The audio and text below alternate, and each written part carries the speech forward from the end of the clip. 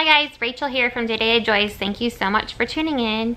Today I have a Q&A for you and I'm answering the questions that you wanted to know. I do not claim to know all the answers to life and I fail miserably at times, but I will answer the questions that you've asked to the best that I can. Dirty dishes, peaceful wishes, blissful messes tangled up in joy. Again, just a disclaimer. This mama, she don't got it figured out. So let's get started. So over on Instagram, I asked you guys for some questions, a Q&A. What do you want to know? Thank you guys all for your questions and even your messages. I am going to get to these now. Got my phone here for reference so I can look at your guys' questions. The first one is from Our Nest 9. And she says, what time do you start your mornings? What is your routine? Y'all, I am not a morning person. I know that sounds terrible. So, what time do I start my mornings? I guess since I've been going through a hard time, it's really just been whenever I get up and the kids get up. But normally, and let me just say, our family we are not early birds. Since we homeschool, we kind of take that as an advantage and we don't have to get up super early or anything, and we're just not early birds. And so I normally wake up around 7:45-ish, start to wake up the big kids, and then we go ahead and start doing our reading. Since we're doing sunlight, that works well if we're able to get up earlier than the little kids and go ahead and start our reading so we can get that out of the way. So real quick, the routine very quickly is wake up, brush teeth, maybe get dressed, maybe put on some leggings and a big t-shirt and go ahead and start reading. Before we start reading, make a pot of coffee and get that reading done. I guess that's my quick morning routine. Nothing glamorous, nothing fancy. Usually I do not get ready at that time unless we are going somewhere. Minimalist Mom Life says, what's your favorite place to travel? Best advice you've been given as a mother? That's a fun question. So my favorite place to travel as a family, I guess, is gotta be the beach, followed by Disney. Those are my favorite places to travel. If I got to be a world traveler and go anywhere, especially with my husband, I would want to go to Italy with him. The best advice I've been given as a mother. Well, I've been given lots of advice and I've tried out lots of different things, but I remember one lady telling me, especially as kids get older, this is a good one, that no matter what they say to you, whether it's like something crazy that they've done, or they're telling you about something that's happened to them, do not give a reaction on your face to what your thoughts or feelings are. Which is hard for me because my face usually shows all of my emotions. Like, I think my hormones and stuff from the miscarriage have been going up and down, and so lately my 3.5-year-old, if I say something, she's like, Mommy, why is your face like that? Because I might have been upset or something, and so my face is usually an open book. So that's a good piece of advice to, you know, if they're trying to confide in you or tell you something, especially as they get older and teenagers, to not let them see how you're feeling through your face. Just, you need to be an encouraging face and be there for them in that moment. So I'm going to take that and try to do that, especially as my kids get older. Joyful Wife Life says, what's your favorite movie and favorite thing to do for a date night? Okay, I'm going to pick 3 favorite movies. I like The Truman Show. I just like the message behind it about how, you know, you could feel your life is not where it's supposed to be, and then there is a light at the end of the tunnel. And so I can kind of, you know, use that as how our life is hard, but then Christ comes in to save us. So I just use that kind of meaning. That movie has nothing to do with God or Jesus Christ, anything, but I kind of take that away from that. Another one I like is Gladiator, and then I like A Walk to Remember, and I like all kinds of movies, but those three, I'll pick those as my favorite. All right, favorite thing to do on a date night. Well, we have not been the best at going on dates, so I'll just take any date, and that will be the favorite thing to do no matter what we do. But my favorite thing, if we could do this, is what we did on our 13th anniversary. If we could do that for every date night, that would be amazing. 6-hour date where we did 13 things. I will leave it in the iCard if you guys want to check it out or get some ideas for your anniversary, but all those things were fun. So I'd say any of those. We got tattoos. It was so fun. Aunt Deb 4. Hi Deb. She says, what is your favorite kids, what, blah, blah. She says, what is your kid's favorite food that I make? So we make this too much probably, but the favorite thing are tacos or taco salads, and then spaghetti. Those are their favorite things that they would ask me to make, and chili. Something to do with that ground beef, I guess. But those are the 3 things that are their favorite. Mama Smooge, that one's hard to say, her name. Smooge. Mama Smooge reviews. We'll just say Lindsay. She's my YouTube mom friend. She says, do you have a workout schedule? I like to say yes, but since I found out I was pregnant and then the miscarriage, that's kind of all tanked and I haven't got back to it. The kind of workouts that I like to do is a burst training workout where it's just a quick workout where you do high intensity exercise for a short amount of time. So that's what I like to do. And then also when my son goes to wrestling a couple nights a week, at least once, I take my daughter Julia and the littles and we go to the gym. That's what we're getting into, that kind of routine. So I guess that's my answer for my workout routine. It hasn't been the best, I'm gonna be honest, but I'm working on getting it back as my body recovers and I'm physically and emotionally healing. I think it says KT Needs Art. If I'm saying your Instagram name wrong, I'm sorry. KT Needs Art, I think that's it. She says she'd like some encouragement for those on the edge of wanting to jump into homeschooling. She says, with almost a 7, 5, 3, and 1-year-old and kind of scared that she will fail them by taking them the school experience away while losing her mind trying to meet everyone's need at the same time. So yeah, how do you get past that? Well, since this is the only thing we've ever done homeschooling, and I take that back, in the beginning we did half homeschool, half school. We had an amazing program, that's what we did. And who knows what we will do in the future. Even next year, my husband and I are praying about it, you know, if we're gonna go to, the older kids are gonna go to private school, or if we're gonna do the half homeschool, half school again, or even homeschooling. So we take it year by year. And so the best piece of advice that I can give you is to just walk out on faith. If you feel like that is what you're supposed to do in your heart, and your family and your husband is on board, and you think you should do it, then the best piece of advice is just walk out on faith that you're gonna figure it out. I don't necessarily have any like tips on if you do this then it will work out, because that's not the case. We all have crazy bad days whether our kids go to school or not. So as much as I'd love to give you that, I don't have that. All I can say is if you have, you know, not necessarily per semester or school year, because sometimes your plans don't work out right, is at least a weekly plan. So that's why I have my kids planners, and I made them specific for them so they know exactly what they're supposed to do, their independent work, and what they're supposed to do with me. And that helps us keep on track with chores and their own responsibilities, like making their beds and stuff like that. So that's, I guess, a good tip to use. Have your students or your children learn how to use planners.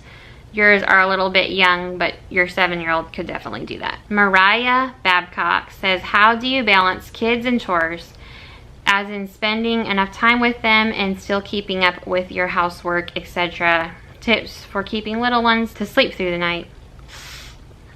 And when do you work on YouTube stuff? Okay, Mariah, you have a lot of questions, good ones. I don't know if I have all the right answers, like I said.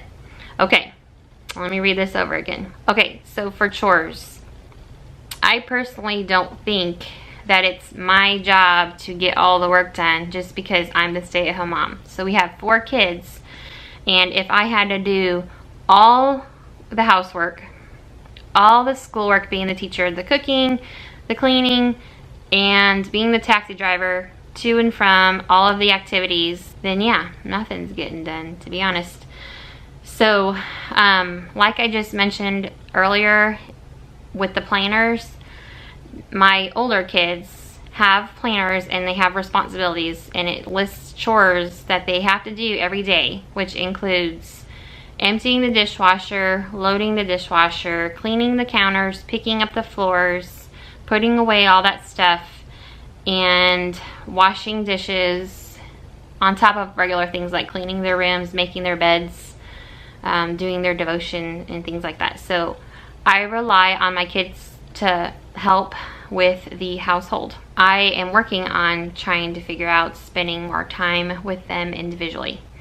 So my plan is to take at least 1 or 2 children on a date each month, and then my husband will take the other 2 children on a date, and then each month we'll switch, so each kid is getting that one-on-one time with an adult, going to do something special, doesn't have to cost money or anything, with a parent. And that is my new plan and goal for the year. For doing all the housework, I know not everybody can do this, okay?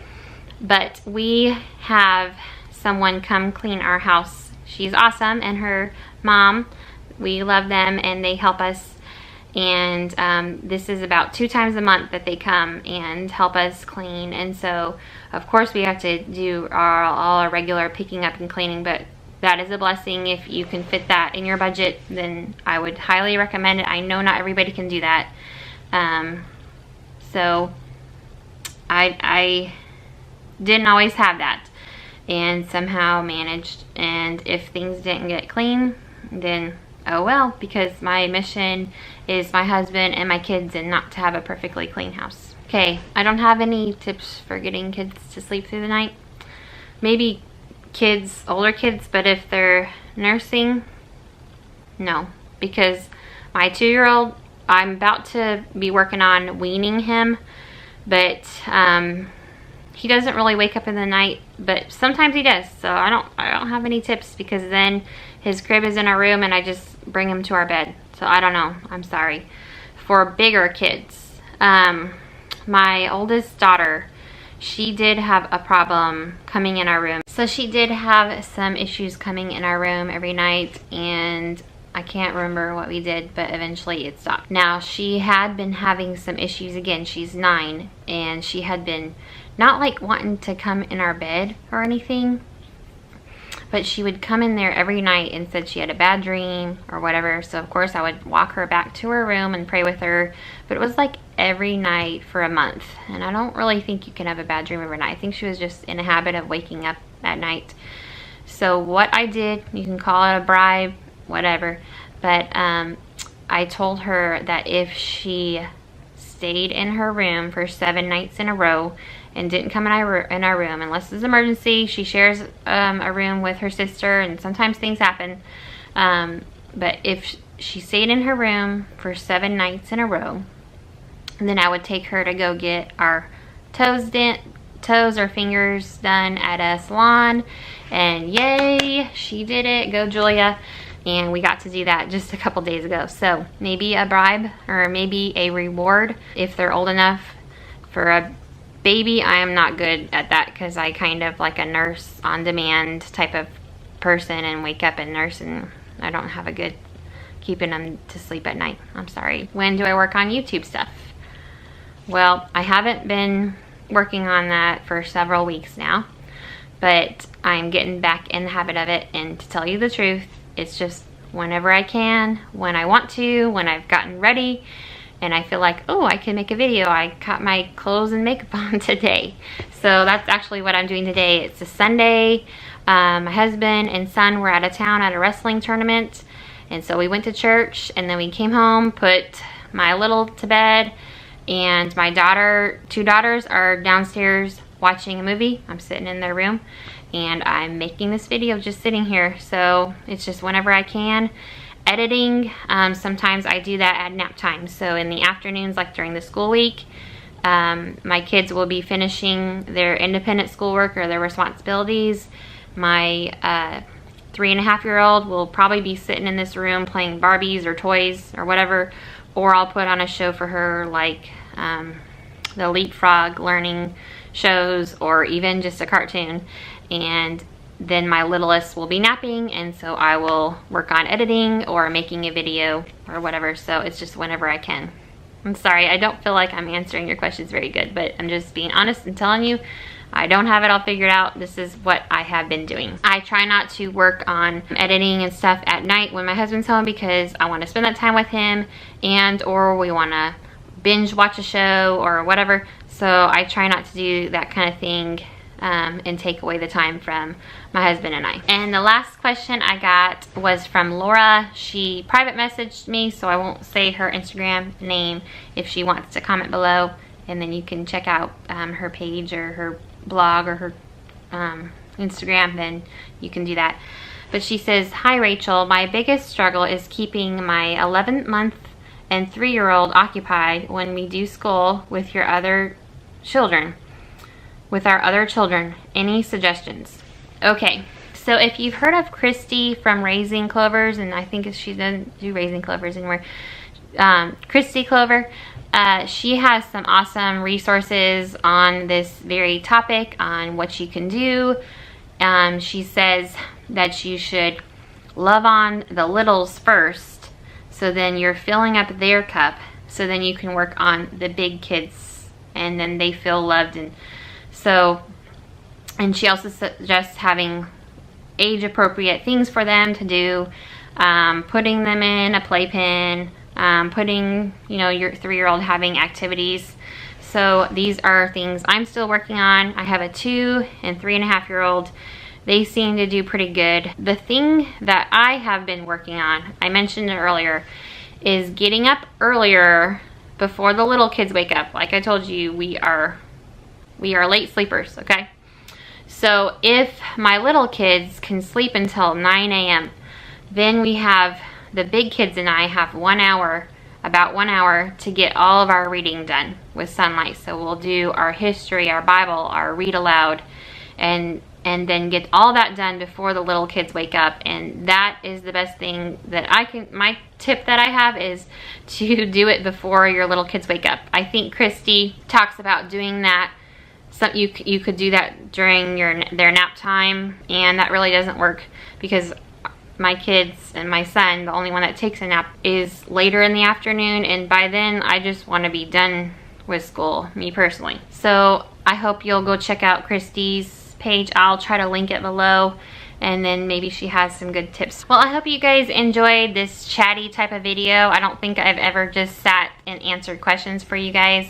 If you have a question, be sure to leave it below, and I will use the questions from this video, and I probably will do ask on Instagram again. If you guys like these type of videos, I will ask for you guys to leave your questions, and I will do this again, I promise, if I have a response and you guys like this. Just make sure that you leave your questions below or on a future Instagram post that will be coming up. If you don't follow me on Instagram, be sure to follow me over there. I share a lot of stuff going on in our lives, and I hope that you guys will go follow me over there, and I will try to follow you. I thank you guys so much for watching. If you like this video, be sure to give it a thumbs up and subscribe. Hit the red subscribe button if you want to see more videos from me. I talk about homeschooling. I talk about what's going on in my life, motherhood, my favorites.